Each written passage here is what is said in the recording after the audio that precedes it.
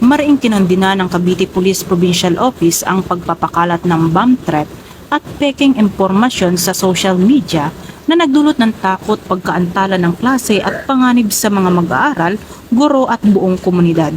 Ayon sa Cavite Police Provincial Office, sa pamamagitan ng mabilis na koordinasyon ng Bacoor Component City Police Station at ng Cavite Provincial Anti-Cybercrime Response Team, agad na natukoy at naaresto ang suspect.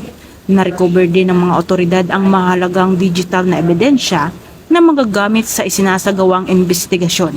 Binigyan diin ng pulisya na ang pagpapakalat ng bomb threat, bomb joke at maling impormasyon sa internet ay may kaakibat na pananagutang kriminal.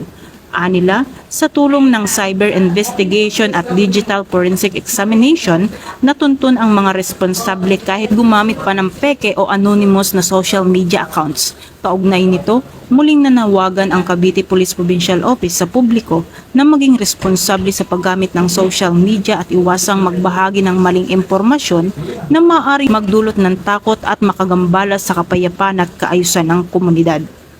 Mula dito sa Campo Crame, ako ang inyong PNN correspondent, Patrolwoman Dara Palogne, alagad ng batas, tagataguyod ng balitang pulis.